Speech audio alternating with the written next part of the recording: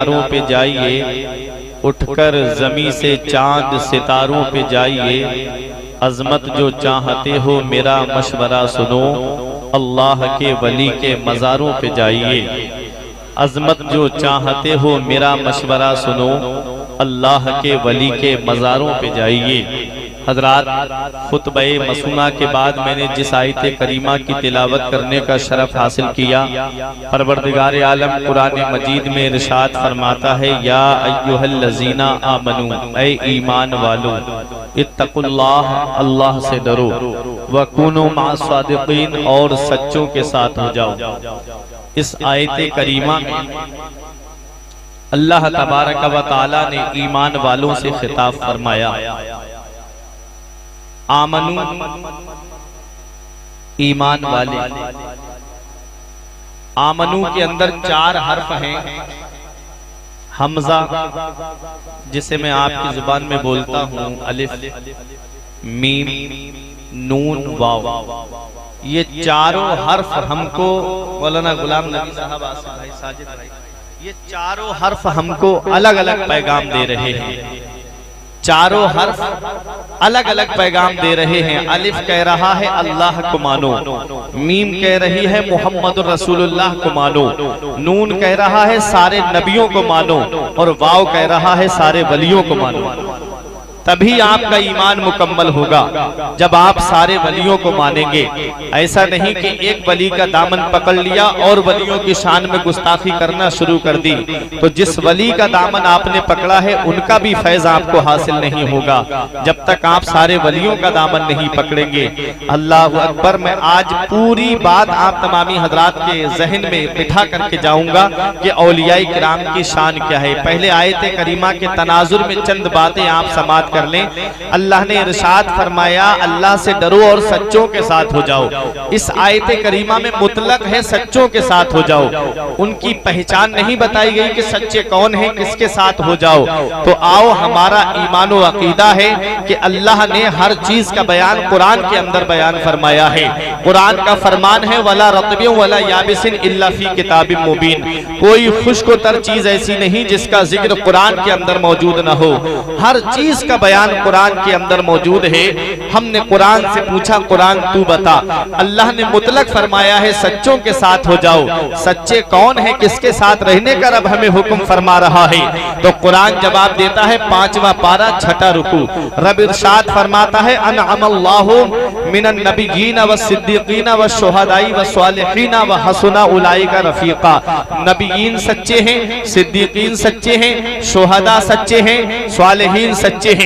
अपने लफ्जों में यूं कह लो कि बरेली के हुजूर ताजु शरिया सच्चे हैं, मुफ्ती आज़म हिंद सच्चे हैं, आला हजरत सच्चे हैं, हुज्जतुल इस्लाम सच्चे हैं, और ऊपर बढ़ो पीलीभीत के शाहजी मोहम्मद शेर मियां सच्चे हैं, कलियर के साबिर पाक सच्चे हैं, देवा के वारिसे पाक सच्चे हैं, हिंदुस्तान के गरीब नवाज सच्चे हैं, और ऊपर बढ़ो गरीब नवाज सच्चे हैं, ख्वाजा गरीब नवाज सच्चे हैं, हमीदुद्दीन नागौरी सच्चे हैं, गौसे आजम सच्चे हैं, जुनैद बगदादी सच्चे हैं, सिर्री शक्ति सच्चे हैं, दाऊद ताई सच्चे हैं, और ऊपर बढ़ो हबीबे अजमी सच्चे हैं, मारूफ करखी सच्चे हैं, इमाम आजम सच्चे हैं, इमाम जैनुल आबिदीन सच्चे हैं, इमाम मोहम्मद बाकिर सच्चे हैं, और ऊपर बढ़ो इमाम हुसैन सच्चे हैं, इमाम हसन सच्चे हैं, मौला अली सच्चे हैं, उस्मान गनी सच्चे हैं, उमर फारूक आजम सच्चे हैं, अबू बकर सिद्दीक सच्चे हैं।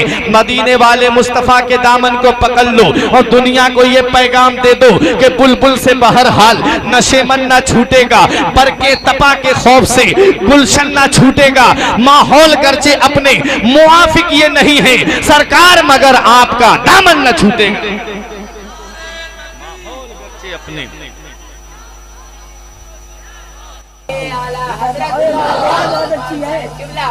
माहौल खर्चे अपने मुआफिक ये नहीं है सरकार, मगर आपका दामन न छूटेगा।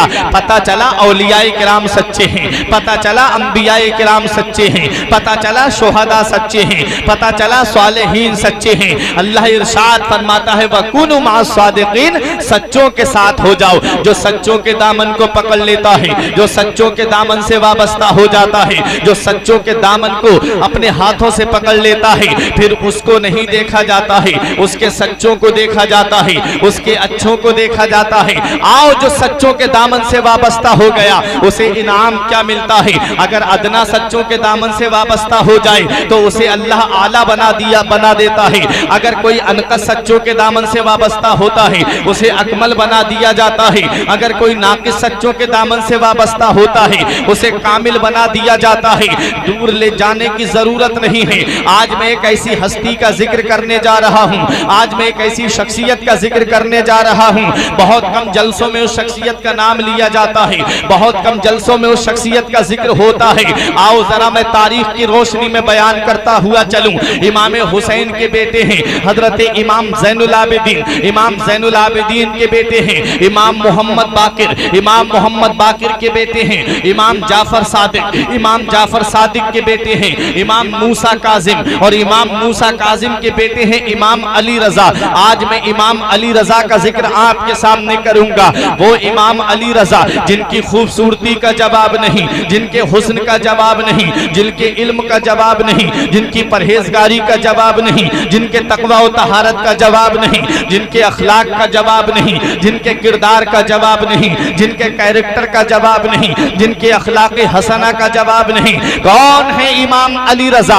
आओ इनकी बारगाह में एक शख्स रहता था जो आपसे बड़ी मोहब्बत करता था, जो आपका बड़ा चहीता था और वो आपकी खिदमत में लगा रहता था। इमाम अली रजा से एक दिन उस शख्स ने कहा, हुजूर मैं तो आपकी खिदमत में आ गया हूँ, आपकी खिदमत में आने की वजह से मेरे बच्चे भूखे हैं, मेरे बीबी भूखी है, हुजूर मेरे घर में फाके पे फाके हो रहे हैं, हुजूर आप मेरे लिए कुछ इंतजाम फरमा दीजिए। हुजूर वो सोच रहा था कि दिरहम दीनार मिलेंगे, वो सोच रहा था कि रुपया और पैसा मिलेगा, लेकिन इमाम अली रजा ने फरमाया मेरी जो नालैन रखी हुई हैं, जो मेरी जूतियां रखी हुई हैं, उनको ले जा, तेरी 7 पुश्तें खाएंगी। वो समझने लगा कि शायद हो सकता है हजरत मुझसे मजाक कर रहे हों।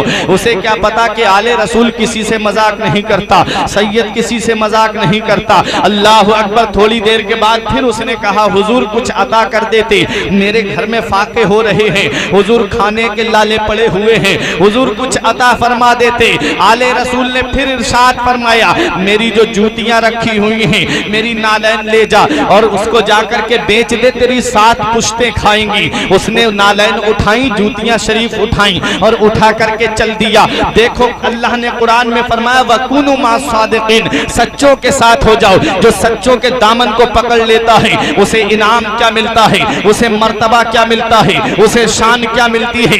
देखो इमाम अली रजा ने फरमाया मेरी नालैन लेके चला जा, तेरी 7 पुश्तें खाएंगी। बहुत गौर से सुनना प्यारे मुसलमानों इस वाक़े को। जब वो खादिम आपकी नालैन लेकर के चला, जूतियां पैर में पहनी जाती हैं, लेकिन वो पैर में नहीं पहन के गया बल्कि सर पे रख करके ले जा रहा है। जब रास्ते से गुजर रहा था एक छोटा सा काफिला आ रहा था, उस काफिले में एक नौजवान था जो तिजारत करके आ रहा था। उसके पास में एक सवारी थी। उसने देखा ये कैसा दीवाना है, ये कैसा पागल है कि लोग तो जूतियां पैर में पहनते हैं और ये सर पे रख करके ले जा रहा है। इमाम अली रजा के उस खादिम से उस नौजवान ने कहा, अरे तुझे क्या हो गया है, जूतियां पैर में पहनी जाती है ना कि सर पे रखी जाती हैं। उसने कहा ये किसी मामूली हस्ती की जूतियां नहीं हैं, ये किसी मामूली शख्सियत की जूतियां नहीं हैं, ये आले रसूल की जूतियां हैं, ये सैयद की जूतियां हैं, ये नबी के लाडले की जूतियां हैं, ये मौला अली शेर खुदा के शहजादे की जूतियां हैं। कहा ये इमाम अली रजा की नालैन शरीफ हैं, इसलिए मैं इनको सर पे रख करके ले जा रहा हूं। उस नौजवान ने कहा क्या तू इन जूतियों को मेरे हाथ बेचेगा? उसने कहा हाँ बेच दूंगा। इसने कहा बताइए पैसे कितने दोगे? हाँ उसने नौजवान ने कहा बताओ कितने लोगे? इसने दिल में सोचा कहीं ज्यादा कीमत बता दी, कहीं ऐसा ना हो कि ये जूतियां लेने से इनकार कर दे। उसने कहा आप खुद ही बता दीजिए कितने में लेंगे, क्योंकि वो तो बेचने के लिए ही निकला था, अगर सस्ते दिरहम मिलते तब भी बेच देता। लेकिन उस नौजवान ने कहा सुन, मेरे पास जितने भी दिरहमो दीनार हैं वो सब मैं तुझे देता हूं, और सुन ये मेरी सवारी है, इस पर जाफरान लदा हुआ है, इसको 7 साथ में ले जा, मैं सवारी भी दे रहा हूँ, जाफरान भी दे रहा हूँ, दिरहम और दीनार भी दे रहा हूँ, याद रख तेरी 7 पुश्ते खाएंगी। इमाम अली रजा ने भी फरमाया था मेरी नालैन ले जा, तेरी 7 पुश्ते खाएंगी। वो नौजवान भी कहता है ये दिरहम और दीनार ले जा, ये जाफरान से लदा हुआ सामान ले जा, तेरी 7 पुश्ते खाएंगी। इसने कहा बहुत अच्छा, मेरे पीर ने भी तो यही फरमाया था कि तेरी 7 पुश्ते खाएंगी। अल्लाह अकबर। इमाम अली रजा का जो कौल याद आ गया, वो दिरहम और दीनार लिए और सवारी की लगाम पकड़ी और जूतियां उस नौजवान को दे दी। अब इमाम अली रजा की बारगाह में वो नौजवान आता है, वो शख्स अपने घर चला जाता है। इमाम अली रजा की बारगाह में आया नौजवान, आकर के सलाम किया और आकर के कहता है हुजूर आपकी नालैन शरीफ के बदले में मैं सारी प्रॉपर्टी दाव पे लगा के आ गया, सारी जायदाद दाव पे लगा के आ गया, पूरी जिंदगी की कमाई आपकी जूतियों पे लुटा के आ रहा हूँ। हुजूर कोई दौलत का सवाल करने नहीं आया, किसी पैसे का सवाल करने नहीं आया, सीमो जर का सवाल करने नहीं आया, मैं आपसे कोई रुपया पैसा लेने के लिए नहीं आया हूँ, आपकी बारगाह में सिर्फ ये एक गुजारिश लेकर के आया हूँ, इस नाचीज को अपनी गुलामी में ले लीजिए, बस ये चाहता हूँ। मुझे आप अपने दामन में जगह दे दीजिए, बस ये चाहता हूँ। आप मुझे अपनी खिदमत करने का मौका दे दीजिए, बस ये चाहता हूँ। एक आले रसूल की खिदमत करना चाहता हूँ। अल्लाह अकबर। इमाम अली रजा फरमाते हैं ठीक है। अब वो शख्स नौजवान रहता रहा। एक दिन इमाम अली रजा ने फरमाया सुनो, आज बुखारी शरीफ का आखिरी दर्स है, मैं बुखारी शरीफ का दर्स देने जा रहा हूँ। आज किसी को भी मुझसे मिलने के लिए अंदर मत आने देना, जो भी मुलाकात करने के लिए आए उसे अंदर दाखिल होने की इजाजत मत देना। इमाम अली रजा ने उस नौजवान की ड्यूटी लगा दी। देखो सच्चों के दामन से वाबस्ता होने का इनाम क्या मिलता है। गांव के कुछ लोग आए, पड़ोस के गांव के लोग आए और आकर के कहने लगे हमें इमाम अली रजा से मिलना है। उस नौजवान ने कहा मैं तुम्हें नहीं मिलने दूंगा। इमाम अली रजा से लोग बोले हम उनसे मिलके जाएंगे। कहा नौजवान ने आज बुखारी शरीफ का आखिरी दर्स चल रहा है, मैं आज तुम्हारी मुलाकात नहीं होने दूंगा, आज मैं तुम्हें अंदर दाखिल नहीं होने दूंगा। इतना कहा तो उन लोगों ने कहा देखो हमारे यहाँ नदी में पानी आने वाला है, नदी में पानी आ गया बच्चे डूब जाएंगे, हमारे जानवर मर जाएंगे, तुम्हें नहीं पता हमारी खेतियां बर्बाद हो जाएंगी। हम आले रसूल से दुआ कराने के लिए आए हैं, हम सैयद से दुआ कराने के लिए आए हैं। आले रसूल दुआ कर देंगे हमारी परेशानी दूर हो जाएगी, आले रसूल हाथ उठा देंगे हमारी मुसीबत दूर हो जाएगी। ये गांव के लोग भी थे, अकीदत वाले थे, जानते थे कि आले रसूल दुआ कर देंगे अल्लाह परेशानी को दूर कर देगा, अल्लाह मुसीबत को दूर फरमा देगा। इमाम अली रजा के उस गुलाम ने कहा था कि आज मैं तुम्हारी मुलाकात अंदर जाने के लिए इजाजत नहीं दूंगा और तुम्हारी आज मैं मुलाकात नहीं करवाऊंगा। गांव वालों ने कहा फिर हम क्या करें। तब उस नौजवान ने कहा था जाकर के दरिया के किनारे खड़े होकर के ये कह देना कि जो नौजवान इमाम अली रजा की खिदमत में रहता है, ऐ दरिया उसके सर का वास्ता है रास्ता बदल दे, ए दरिया रास्ते को चेंज कर दे। इतना कहा था। वो गांव वाले भी लोग भी मोहब्बत वाले थे, अकीदत वाले थे, वापस चले जाते हैं और दरिया से जाकर के कह देते हैं कि इमाम अली रजा की खिदमत में जो नौजवान रहता है, ऐ दरिया उसके सर का वास्ता है रास्ता बदल दे। अल्लाह अकबर। अब इधर देखिए इमाम अली रजा बाहर तशरीफ लाते हैं, इरशाद फरमाते हैं क्या कोई मुझसे मुलाकात करने आया था। कहा हाँ हुजूर आए थे गांव के कुछ लोग। फरमाया फिर क्या हुआ। कहा मैंने उन्हें ये कह के वापस कर दिया कि इमाम अली रजा की खिदमत में जो नौजवान रहता है, ऐ दरिया तुझे उस नौजवान के सर का वास्ता है, अपना रास्ता बदलते। इतना कहा था जब उस नौजवान ने, तब इमाम अली रजा फरमाते हैं इससे आगे की बात मुझसे सुन ले। ऐ नौजवान तूने अपने सर की कीमत को नहीं जाना, तूने अपने सर की कदर मंजिलत को नहीं जाना। अरे उन गांव वालों ने तेरे सर का जब वास्ता दिया था तो दरिया ने रास्ता बदल दिया था। तेरे सर के सदके में दरिया का रास्ता बदल गया। अरे ये तो दरिया था, तेरे सर का वो मकाम है कि अगर वो लोग ये कह देते आसमान जमीन पे आ जा तो आसमान जमीन पे। नारे तकबीर, नारे रिसालत, नारे गौस, मसलके आला हजरत फैजान मदारे पाक मुफ्ती फुरकान रज़ा मंजरी साहब क़िबला। नारे तकबीर, जिंदाबाद जिंदाबाद। हज़रात इमाम अली रजा ने फरमाया, तूने अपने सर का मकाम नहीं जाना, तेरे सर का मकाम इतना बुलंदो बाला है, अगर वो लोग कह देते आसमान जमीन पे आ जा तेरे सर के सदके में, तो आसमान जमीन पे आ जाता। ये है सोहबत का असर। अल्लाह फरमाता है वकूनु मा सादिकीन, सच्चों के साथ हो जाओ, सच्चों के दामन को पकड़ लो। इस नौजवान का नाम क्या है? ये नौजवान कौन है? आज दुनिया का कोई भी सिलसिला हो, चाहे सिलसिला कादरिया हो, चाहे सिलसिला नक्शबंदिया हो, चाहे सिलसिला सोहरवर्दिया हो, चाहे सिलसिला अबू उलाइया हो, दुनिया का कोई भी सिलसिला आप ले लीजिए, उस वक्त तक मौला अली तक नहीं पहुंचेगा जब तक उस नौजवान तक वो सिलसिला नहीं पहुंच जाएगा।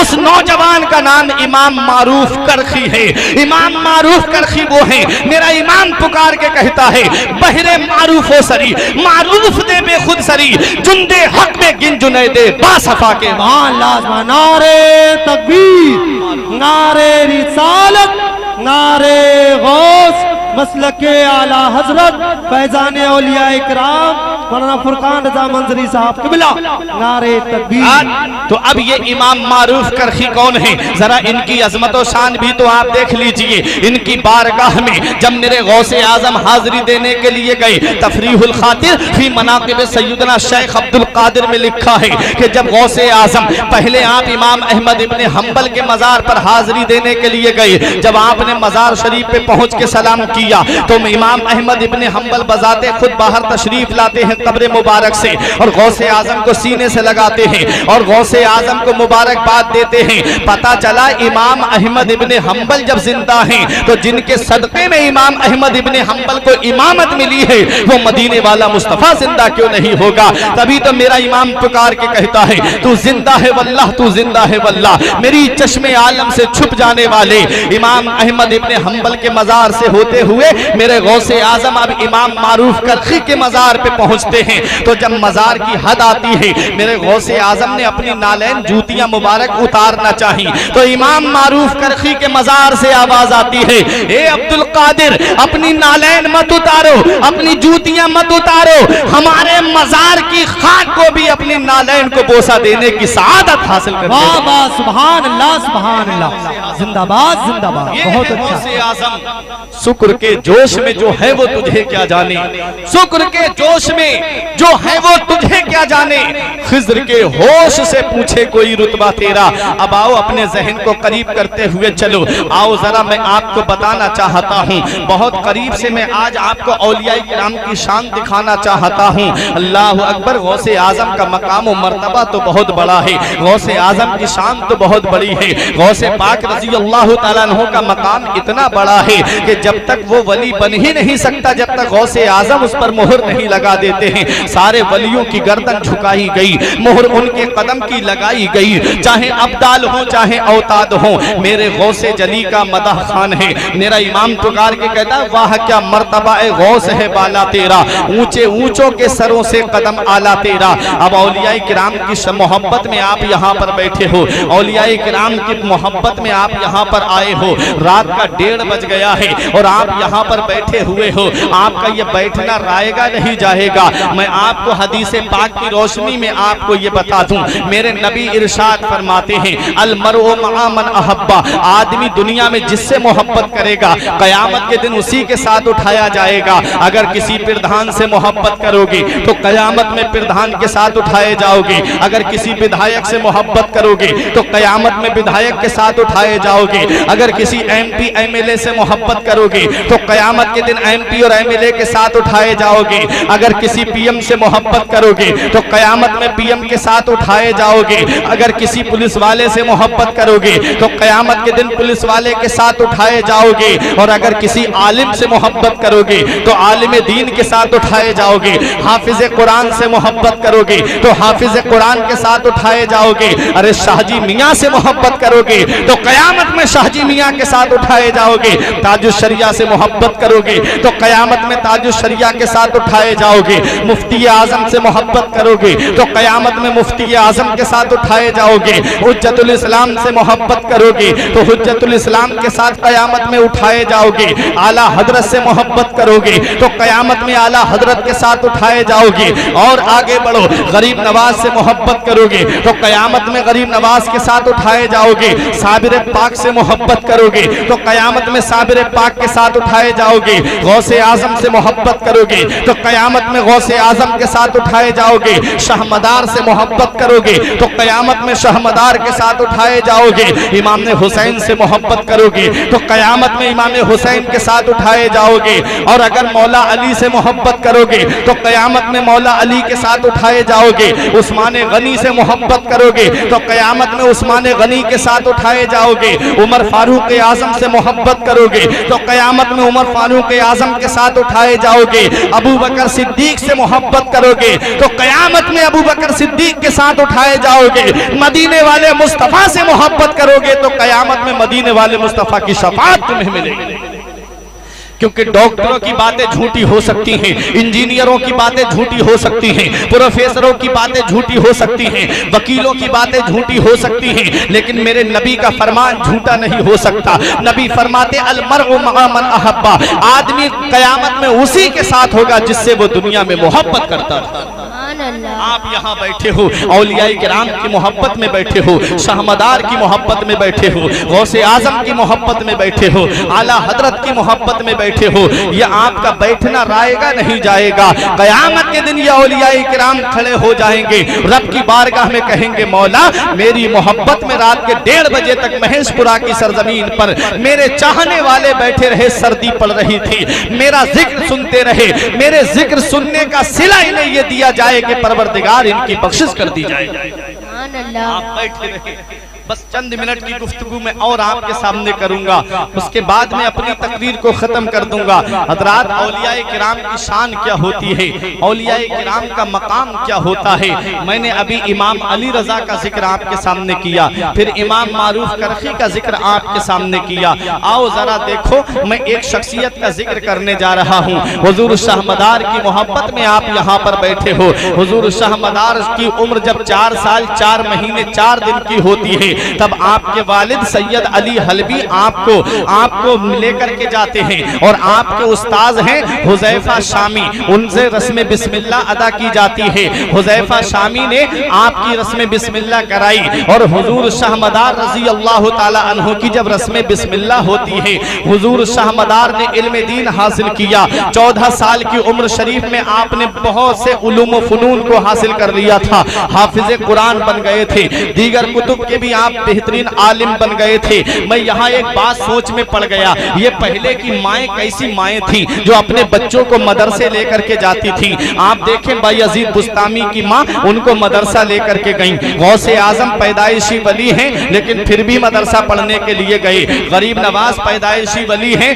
फिर भी मदरसा पढ़ने के लिए गए। आला हजरत मदरसा पढ़ने के लिए गए। मुफ्ती आजम मदरसे में पढ़ने के लिए गए। ये पहले की माएँ हैं जो अपने बच्चों को मदरसे में भेजा करती थी, क्योंकि जानती थी तहजीब मिलेगी तो मदरसे से मिलेगी, तमद्दुन मिलेगा तो मदरसे से मिलेगा, जिंदगी जीने का सही सलीका मिलेगा तो मदरसे से मिलेगा, अखलाके हसना मिलेगा तो मदरसे से मिलेगा, बड़ों पे शफकत, बड़ों का अदब करने का दर्स मिलेगा तो मदरसे से मिलेगा, छोटों पे शफकत करने का सबक मिलेगा तो मदरसे से मिलेगा। बाप का क्या मकाम है, अगर ये दर्स मिलेगा तो मदरसे से मिलेगा। माँ की ममता क्या है, अगर ये पैगाम मिलेगा तो मदरसे से मिलेगा। आज हमारी जहनियत बदल गई, आज हमारी सोच बदल गई। आज हमारे घर में जब बच्चा बोलने लगता है, माँ कहती है मैं इसे डॉक्टर बनाऊंगी, बाप कहता है मैं इसे इंजीनियर बनाऊंगा, घर वाले कहते हैं इसे प्रोफेसर बनाएंगे, क्योंकि वो जानते हैं इमाम के अगर ये मौलवी बन गया तो ये 5-6 हजार की तनख्वाह में कैसे अपने बच्चों का गुजारा करेगा।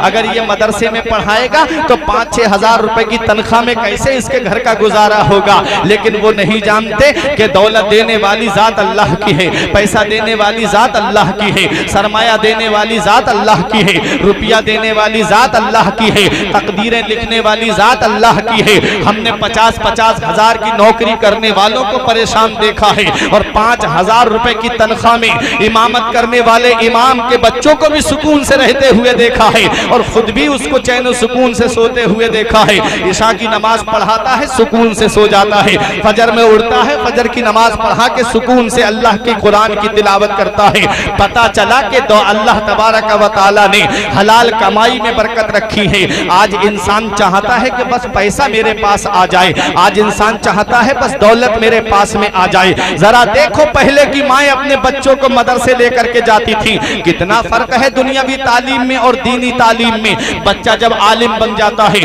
बच्चा जब हाफिज बन जाता है, बच्चा जब मुफ्ती बन जाता है, तो वो माँ बाप से डरता है कि कहीं मेरे माँ बाप मुझसे नाराज ना हो जाए, उनसे कैसे मैं बात करूं, मैं कैसे उनसे गुफ्तगू करूं, कहीं कोई जुमला ऐसा ना निकल जाए मेरी जुबान से कि मेरे माँ बाप नाराज हो जाएं। और अगर बेटा पुलिस में चला जाए, बेटा डॉक्टर बन जाए, बेटा इंजीनियर बन जाए, तो माँ बाप डरते हैं कहीं मेरा बेटा नाराज ना हो जाए। कितना फर्क है दुनियावी और दीनी तालीम में। मैं ये नहीं कहता बच्चों को इंजीनियर ना बनाओ, मैं ये नहीं कहता बच्चों को प्रोफेसर ना बनाओ, मैं ये नहीं कहता कि बच्चों को डॉक्टर ना बनाओ, ये तालीम भी जरूरी है, लेकिन पहले अपने मजहब की तालीम दो, पहले अपने दीन की तालीम दो, पहले अपने बच्चों को शरीयत की तालीम दो, पहले अपने बच्चों को मजहब इस्लाम की तालीम दो। तभी तो तुम्हारे बच्चे अपने ईमान बचा पाएंगे, तभी तो तुम्हारे बच्चे अपने अकीदे की हिफाजत कर पाएंगे। गौसे आजम रजी अल्लाह ताला अन्हु मदरसा पढ़ने के लिए गए, गरीब नवाज मदरसा पढ़ने के लिए गए, शाहमदार इल्म दीन हासिल करने के लिए गए।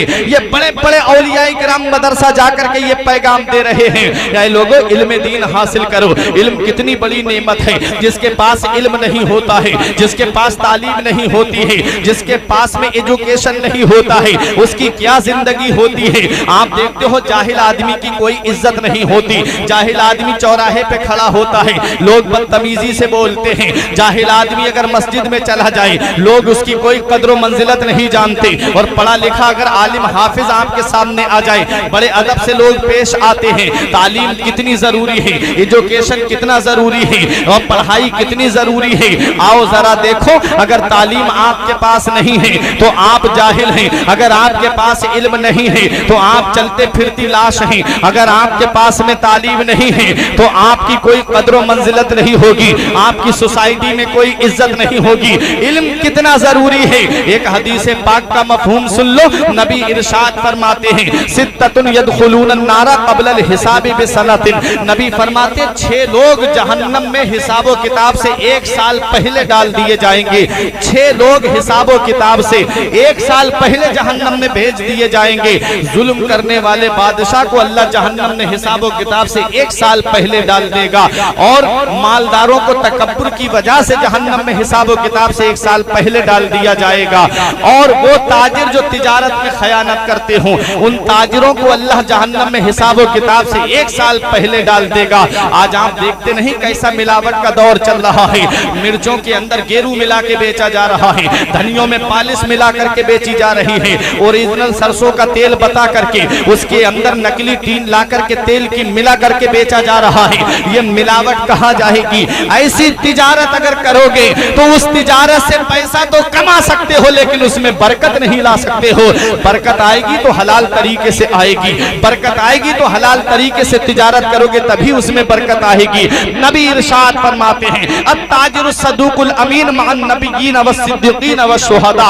जो ईमानदारी से तिजारत करेगा, जो अमानतदारी से तिजारत करेगा, वो क़यामत के दिन नबियों के साथ में होगा, सिद्दीकीन के साथ में होगा, शुहदा के साथ में होगा, स्वालिहीन के साथ। तो तिजारत सच्चाई से करो, तिजारत ईमानदारी से करो हज़रात।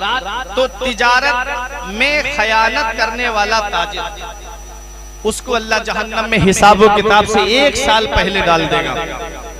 आगे सुने, नबी फरमाते हैं, वरुस्ताकु बिल जिहालत, और गवार आदमी को अल्लाह जहन्नम में हिसाब किताब से 1 साल पहले डाल देगा, सिर्फ जिहालत की बिना पे। जिहालत की बिना पे हिसाब किताब से 1 साल पहले अल्लाह जहन्नम में डाल देगा। वो लोग जो कहते हैं हमारे पास इतना वक्त नहीं, हम कहां से इल्म हासिल करें। अब तो हमारी उम्र बहुत हो गई, हम कहाँ से पढ़ाई करें।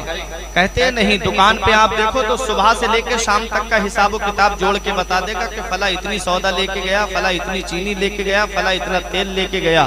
और उससे कहो कि नमाज सही तरीके से याद कर ले तो कहते हैं अब हमारी उम्र कहाँ रही, अब तो हमारी जुबान नहीं पलटती, अब हम कहाँ से याद करेंगे। पूरे घर का हिसाब व किताब बता देगा, सारे रिश्तेदारों को पहचान लेगा, बस कुरान के हुरूफ पहचानने में नहीं आते।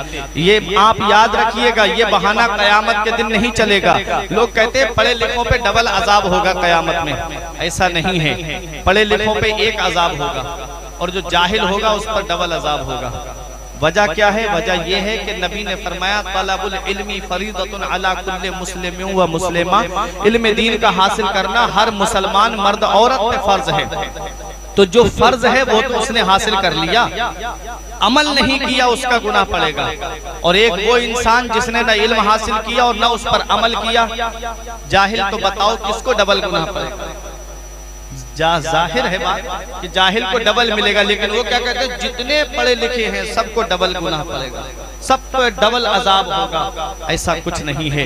नबी फरमाते हैं वरुस्ताकु बिल जिहालत, और गवार को जिहालत की वजह से अल्लाह जहन्नम में हिसाब किताब से 1 साल पहले डाल देगा।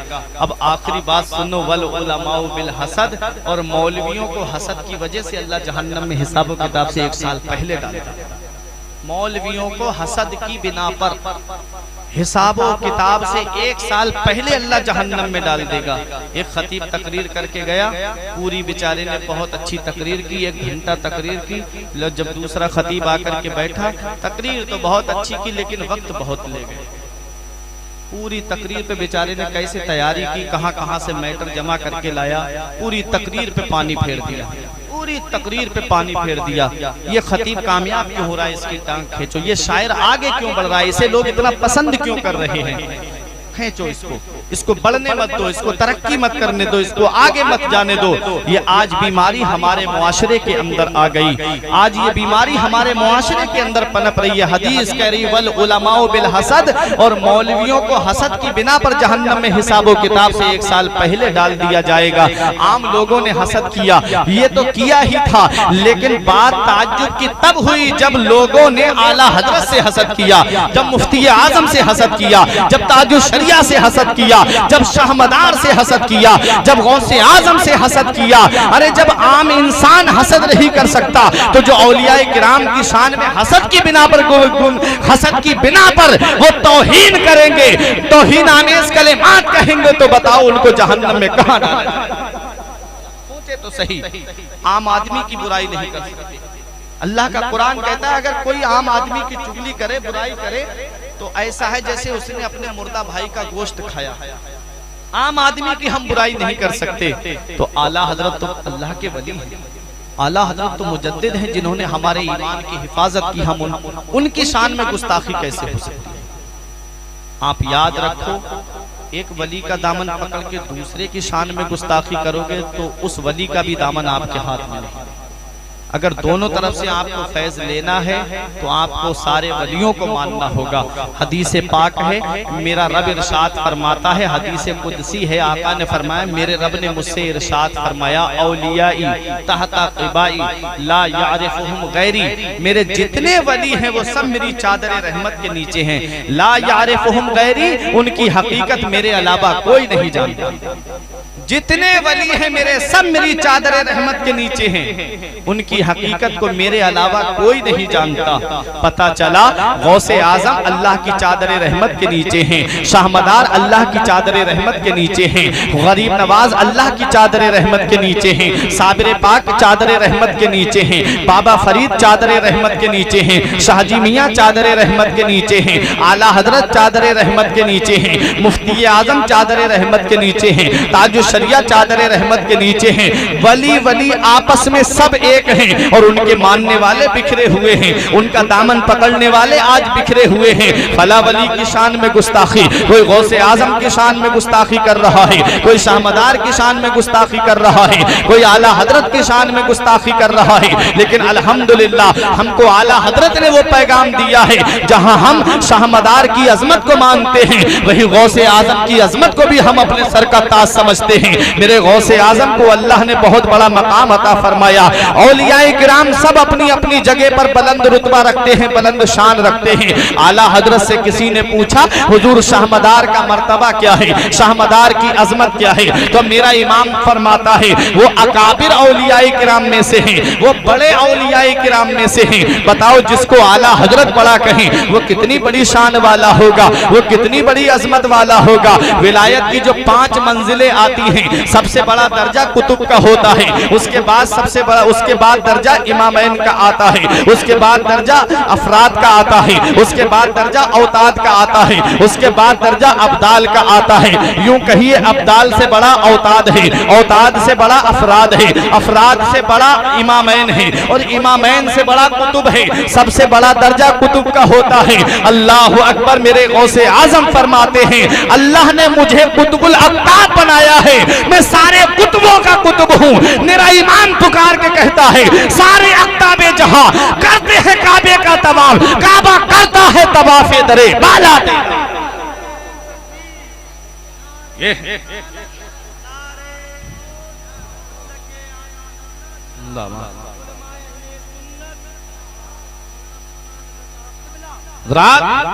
अब जरा सोचे जितने वली हैं वो सब अल्लाह की चादर रहमत के नीचे हैं। आओ जरा देखो आज उनके मानने वाले बिखरे हुए हैं, आज उनसे मोहब्बत करने वाले आज बटे हुए हैं। अरे तुम नहीं जानते हिंदुस्तान किस दहलीज पे पहुंच गया है, तुम नहीं जानते आज दुनिया तुम्हें मिटाने पे तुली हुई है, आज तुम नहीं जानते। अभी चंद दिन पहले खबर आई थी कि मस्जिद के ऊपर हमला कर दिया गया। अभी तुमने नहीं पढ़ा आजमगढ़ के अंदर 70 साल पुराना मदरसा मुनहदिम कर दिया गया। आज दुनिया तुम्हें मिटाने के लिए तुली हुई है और तुम हो के आपस में लड़ करके इस दुनिया से खुद खत्म होना चाहते हो। तुमको क्या हो गया है? आज तुम अपने मजहब इस्लाम के नाम पर एक नहीं होते, आज तुम शरीयत के नाम पर एक नहीं होते, आज तुम सिलसिलों में बट करके आज आपसी लड़ाइयों को जन्म दे करके आज तुम बट करके अपनी ताकत को खत्म करते हुए जा रहे हो। याद रखो वो दिन दूर नहीं है। हाफिज मिल्लत फरमाते हैं इत्तिहाद का नाम जिंदगी है, इख्तिलाफ का नाम मौत है। अगर मुत्तहिद हो करके रहोगे तो जिंदा रहोगे, और अगर मुख्तलिफ रहोगे, अगर इख्तिलाफों में पड़े रहोगे तो बहुत जल्द तुमको इस सफाए हस्ती से मिटा दिया जाएगा। अब वक्त है कदम से कदम मिला के चलने का, अब वक्त है तुमको हाथ से हाथ मिला करके चलने का, अब वक्त है तुमको एक प्लेटफार्म पर आने का। सारे वलियों की अजमत को तस्लीम करो, सारे वलियों की अजमत और शान को मानो।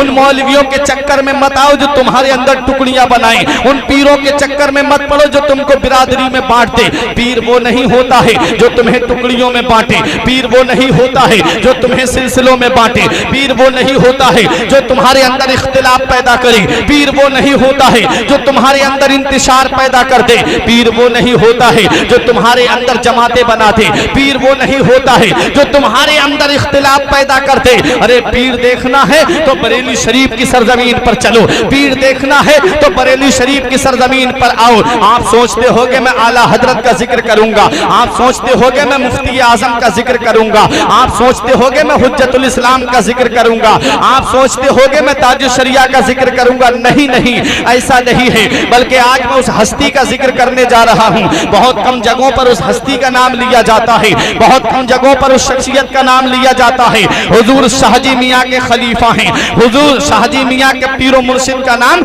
हुजूर अहमद अली शाह मियां है, और अहमद अली शाह मियां के मुरीद पीरो मुर्शिद हुजूर शाह दरगाही हैं, और शाह दरगाही के पीरो मुर्शिद का नाम हुजूर हाफिज शाह जमालुल्लाह रामपुरी है। हुजूर शाहजी मियां के 2 खलीफा, एक खलीफा का नाम अब्दुल बशीर मियां जिनका मजार पीलीभीत में है, और एक है बशीर मियां जिनका मजार बरेली शरीफ की सरजमीन पर है। हुजूर बशीर मियां की बारगाह में चलते हैं। कौन बशीर मियां हैं? ये फजर की नमाज पढ़ के अल्लाह अल्लाह में लग जाते थे और जाकर के गंगा नदी के किनारे पे एक झोपड़ी डाल करके वहीं अल्लाह अल्लाह किया करते थे। फजर की नमाज पढ़ी, वहीं पर झोपड़ी में चले गए, पूरे दिन अपने रब को याद किया करते थे।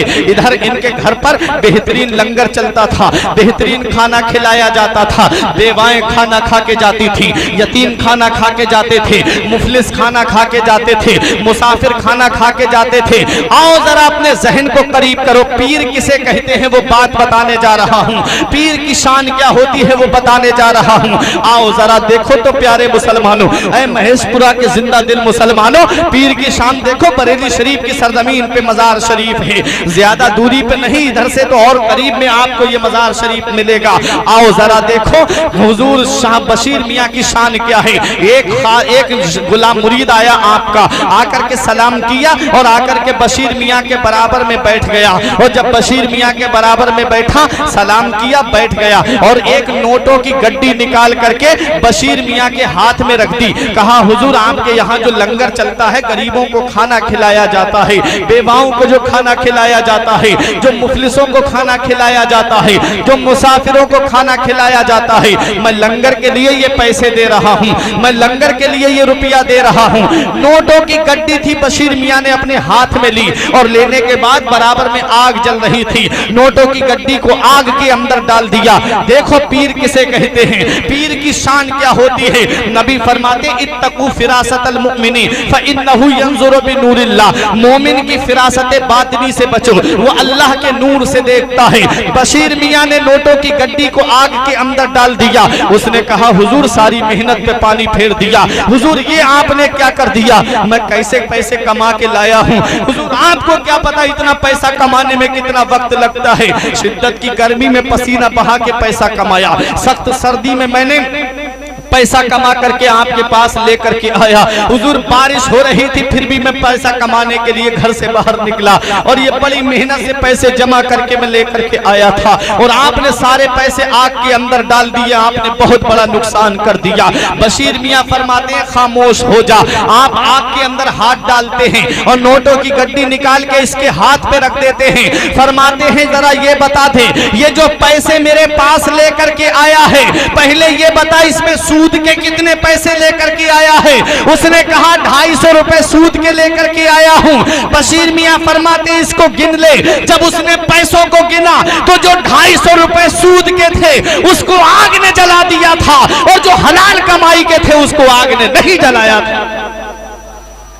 ये अल्लाह वाले हैं। सूद के पैसे, सूद क्या है? अल्लाह कुरान में फरमाता है अल्लज़ीना याकुलूना रिबा, वो लोग जो सूद खाते हैं, जब वो कयामत के दिन उठेंगे अपनी कब्रों से तो उनके पेट बाहर को निकले हुए होंगे, और पेटों के बाहर निकलने की वजह से वो चल नहीं पा रहे होंगे, लुढ़कते पुढ़कते जाएंगे। फरिश्ते उनको मारेंगे, फरिश्ते कोड़े मार करके रब की बारगाह में लेकर के जाएंगे, चलो। नबी फरमाते हैं जो सूद का एक डेला खाए ऐसा है जैसे अपनी माँ के साथ 36 बार ज़िना किया। माज़अल्लाह, सूद कितनी बुरी लानत है। सूद खोर जन्नत में नहीं जाएगा। सूद देने वाला और सूद लेने वाला दोनों जहन्नम, किलाहुमा फिन्नार, दोनों जहन्नम।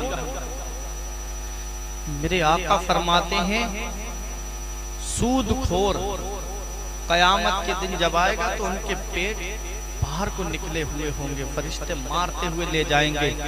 और अगर सूदी तौबा कर ले, सच्ची तौबा कर ले तो अल्लाह ताला उसको बख्श देगा। कुरान की आयत करीमा है वमन आदा, और अगर ना तौबा करे बल्कि वापस लौट आए फिर सूद का कारोबार शुरू कर दे। हमने तो ऐसा भी देखा, अगर किसी के पास 5 लाख रुपए क्या जमा हो जाए, बस वो सूद बांटना शुरू कर देता है। 50,000 दे दिए 60,000 मिलेंगे, 1 लाख दे दिए 1,20,000 मिलेंगे, इस तरीके से कारोबार बना दिया।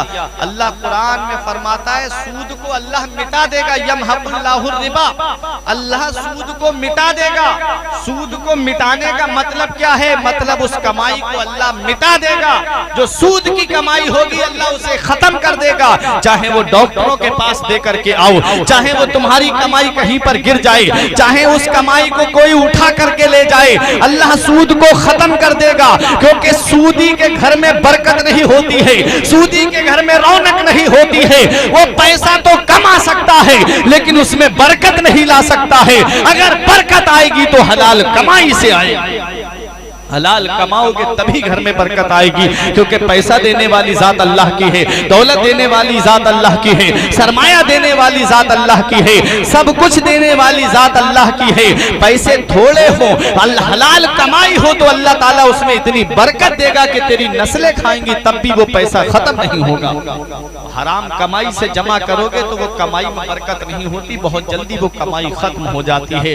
बशीर मियाँ फरमाते सूद का पैसा लेकर के मेरे पास आया है, याद रख मेरे यहाँ पर लंगर चलता है, गरीब खाना खा के जाते हैं, मुफलिस खाना खा के जाते हैं, बेबाएं खाना खा के जाती हैं, मुसाफिर खाना खा के जाते हैं। कितने लोग खाना खाते और इस पैसे से कितने लोग खाना खा के जाते, उनके जिस्म के अंदर वो खाना जाता, और कितने लोगों की नमाजें कबूल नहीं होती, उनके नेक सदकात कबूल नहीं होते, उनकी नमाजें उनके रोजे कबूल नहीं होते।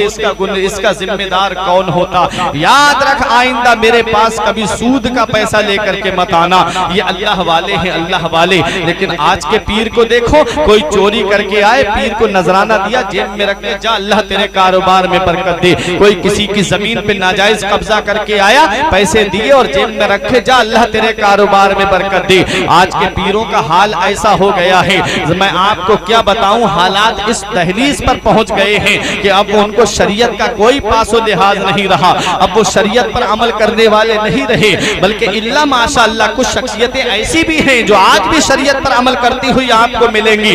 लेकिन मैं उन पीरों को मुतनब्बे करना चाहता हूं जो शरीयत पर अमल नहीं करते, जिनका चेहरा देखो तो शरीयत के दायरे में नहीं, जिनका लिबास देखो तो शरीयत के दायरे में नहीं। वो पीर जो कहते हैं कि दाढ़ी कुरान में कहीं नहीं आया है कि दाढ़ी रखना जरूरी है, वो पीर जो कहते हैं कि हदीस में कहीं नहीं है कि दाढ़ी रखना जरूरी है, वो पीर जो कहते हैं अल फिक़हुल अकबर में तो कहीं इमाम आज़म ने नहीं लिखा है कि दाढ़ी कितनी रखना चाहिए। उन्हें यही नहीं पता कि अल फिक़हुल अव्वल अकबर जो किताब है उसको किस मामले में इमाम आज़म अबू हनीफा ने लिखा है। वो अकायद के बयान में किताब है, ना कि मसाइल के बयान में है। उन्हें यही नहीं पता। लेकिन आओ जरा देखो, आप दाढ़ी के ताल्लुक से मैं आपको बता दूं, वो पीर जिसकी दाढ़ी हद शरा से कम हो उसको पीर नहीं बना सकते। वो पीर जो खुलेआम नमाजें छोड़ता हो, अल्लाह की इबादत ना करता हो, उसका दामन आप नहीं पकड़ सकते। क्यों? क्योंकि वो खुद अल्लाह के अजाब से नहीं बच पाएगा तो तुम्हें क्या बचाएगा? वो अलग कब्र में पिट रहा होगा, तुम अलग कब्र में पिट रहे होगे। इसलिए ऐसे का दामन पकड़ो जो खुद भी शरीयत पे चलने वाला हो और तुम्हें भी शरीयत पे चलने का हुक्म दे, जो खुद भी अजाब से बचा हो और तुम्हें भी अजाब से बचा ले कयामत के दिन, जो खुद भी नमाज पढ़ने वाला हो, तुम्हें भी नमाज की तलकीन करता हो। वो पीर नहीं हो सकता जो 5-5 अंगूठियां पहने, वो पीर नहीं हो सकता जो कई मालाएं गले में डाले, वो पीर नहीं हो सकता जिसका गुस्ल जनाबत भी ना हो रहा हो। याद रखो, दामन पकड़ो तो ऐसे पीर का दामन पकड़ो जो शरीयत पे अमल करने वाला हो, जो शरीयत पे चलने वाला हो। देखो बशीर मियाँ की शान, आपने हराम पहचान लिया, हलाल पहचान लिया, कहां से कमा करके लाया है और कहां लेकर के आया है। ये शान थी शाहजी मियाँ के खलीफा की। तो जब शाहजी मियाँ के खलीफा की ये शान है तो फिर शाहजी मियाँ की शान का आलम क्या होगा जब उनके गदा भर देते हैं शाहाने जमाना की झोली। मोहताज का जब ये आलम है, मुख्तार का आलम क्या होगा? चाहे तो इशारों से अपने काया ही पलट दे दुनिया की, ये शान है उनके गुलामों की, सरदार का आलम क्या होगा? अल्लाह कुरान में फरमाता है वकुनु मा सादिकीन, सच्चों के साथ हो जाओ। सच्चों के दामन को पकड़ लो, सच्चों की अदाओं को अपना लो। सच्चों ने जो रास्ता बताया उस रास्ते पे चलो, और सच्चों ने जिस रास्ते से मना किया है उस रास्ते से बच जाओ, तभी तुम कामयाब रहोगे। अगर सच्चे तुमसे राजी हो गए तो दुनिया में भी सुकून से रहोगे और आखिरत में भी सुकून से रहोगे। हमें करनी है शहंशाह बतहा की रजा जोई, अगर वो हो गए अपने तो रहमते परवरदिगार अपनी। हजरात की मोहम्मद से वफा तूने तो हम तेरे हैं, ये जहां चीज है कि लौहो कलम तेरे हैं। परवरदिगार आलम की बारगाह में दुआ है। हजरात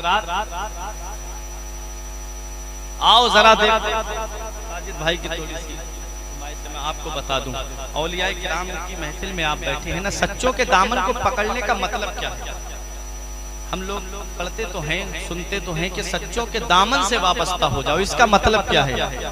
इसका मतलब ये है, गौसे आजम की बारगाह में एक मुरीद आया और आके कहने लगा हुजूर मेरे घर में बरकत नहीं होती, मैं बहुत परेशान हूँ, कमाते बहुत हैं हम लेकिन हमारे घर में बरकत नहीं होती। मेरे गौस ने फरमाया तेरा घर मेन चौराहे पे? उसने कहा हाँ हुजूर। फरमाया अपने घर पे एक पर्दा टांग लेना और उसके बाद मेरे पास आना। 1 महीने के बाद वो बहुत नजराना लेकर के गौस आजम के पास आया, आके कहने लगा हुजूर ये नजराना कबूल फरमा ले। मेरे गौस ने फरमाया किस लिए? कहा हुजूर आपने जो पर्दा टांगने के लिए मुझसे कहा था उससे मेरे घर में इतनी बरकत हो रही है, इतनी बरकत हो रही है कि हुजूर ये नजराना मैं आपकी खिदमत में लेके आया हूँ। मेरे गौस ने फरमाया अल्लाह ने मुझे बहुत अता किया है, मुझे इस दुनियावी माल की जरूरत नहीं है, इसे ले जा। उसने कहा हुजूर मैं इसका क्या करूं? फरमाया जा गरीबों में बांट देना। उसने कहा हुजूर मैं बांट तो दूंगा लेकिन मुझे ये बताइए कि वो पर्दे में ऐसा कौन सा कमाल था कि मेरे घर में बरकत होने लगी। मेरे गौस ने फरमाया सुन, तेरा घर मेन चौराहे पे था, तेरे घर के सामने से लोग गुजरते थे, आते थे जाते थे, आते थे जाते थे। उन्हीं गुजरने वालों में बेनमाजी भी गुजरा करते थे और जब बेनमाजी की नजर तेरे घर के दरवाजे पे पड़ती थी अल्लाह ने उसकी नुहूसत की वजह से तेरे घर की बरकत को खत्म कर दिया। जरा सोचें, सिर्फ बेनमाजी की नजर घर के दरवाजे पे पड़ जाए तो अल्लाह घर की बरकत खत्म कर दे, और जिस घर के अंदर पूरी की पूरी फैमिली बेनमाजी हो उस घर में बरकत कहां से होगी। नबी फरमाते हैं फजर के वक्त में रोजी तकसीम होती है। एक दिन हजरत फातिमा ज़हरा रजी अल्लाह ताला अन्हा फजर की नमाज के बाद थोड़ा सा आराम के लिए लेट गई, बहुत कामकाज करती थी। तो जब लेट गई तो नबी तशरीफ लाए। मेरे नबी ने अपनी बेटी के पैर के अंगूठे को पकड़ के हिलाया, इरशाद फरमाया बेटी फातिमा फजर के बाद मत सोया करो, इस वक्त रोजी तकसीम होती है। अल्लाह अकबर।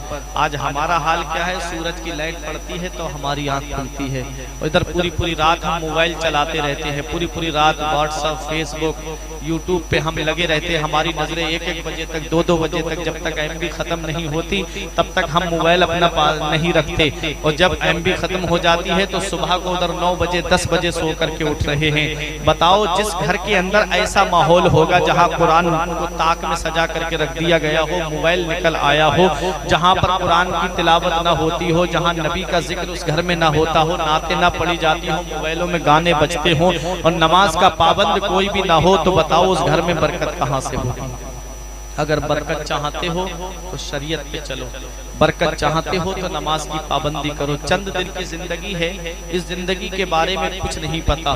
हमने वो लोग भी देखे हैं जो शाम को हमसे बात कर करके गए और सुबह में हमारे पास खबर आई मौलाना साहब मस्जिद में ऐलान कर दो फला का इंतकाल हो गया, नमाज जनाजा ज़ोहर की नमाज के बाद होगी। मौत का कोई पता नहीं कि कौन कब और कहाँ चला जाए, इसलिए अपना नामा अमाल मुकम्मल रखिए। पता नहीं कि कौन किस वक्त किसकी सांसों की डोर कट जाए। आज तो ऐसी ऐसी बीमारियां चल गई कि चंद मिनटों में इंसान चला जा रहा है। पहले तो लोग बिस्तर पे बहुत महीने लेटे रहते थे, तब कहीं जाकर के उनके इंतकाल होते थे। आज तो बहुत जल्दी इंतकाल हो जा रहा है, हॉस्पिटल तक पहुंचने तक की नौबत नहीं आती। इसलिए हमारी जिंदगी की कब डोर कट जाए, कब हमारी सांसें टूट जाएं, हमको अपनी जिंदगी इस हाल में गुजार देना चाहिए कि हमारा रसूल राजी हो जाए, हमारा अल्लाह राजी हो जाए और हमको मौत आ जाए। अगर इस हाल में हमारी मौत आएगी तो याद रखो कि हम कब्र में भी आराम से रहेंगे और मैदान महशर में भी आराम से रहेंगे। अपनी जिंदगी को संवारिए, दिलशाद कीजिए, लम्हात जिंदगी के ना बर्बाद कीजिए। जब मकसद हयात इबादत खुदा की है, पढ़िए नमाज मस्जिदें आबाद कीजिए। सभी के सामने एक दिन जरूर आता है, ये हुस्न फानी है लेकिन गुरूर आता है। किसी क्रीम से पाउडर से कुछ नहीं होता, नमाज पढ़ने से चेहरे पे नूर आता है। किसी क्रीम से पाउडर से कुछ नहीं होता, नमाज पढ़ने से चेहरे पे नूर आता है। जिस्म फानी है, सजाने की जरूरत क्या है, हुस्न दुनिया को दिखाने की जरूरत क्या है। ऐसे आमाल करो कि रूह से खुशबू आए, इत्र कपड़ों पे लगाने की जरूरत क्या है। वकूनु मा सादिकीन, सच्चों के साथ हो जाओ, सच्चों के दामन से वाबस्ता हो जाओ, सच्चों की अदाओं को अपना लो। सच्चों की अदाओं को अपनाओगे तो कयामत के दिन सच्चों के झंडे का साया नसीब होगा।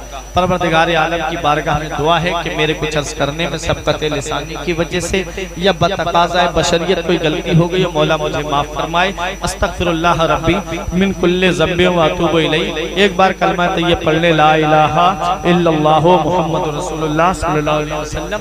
रही कली तो फूल खिलेंगे, जिंदगी बाकी रही तो फिर मिलेंगे। अस्सलाम।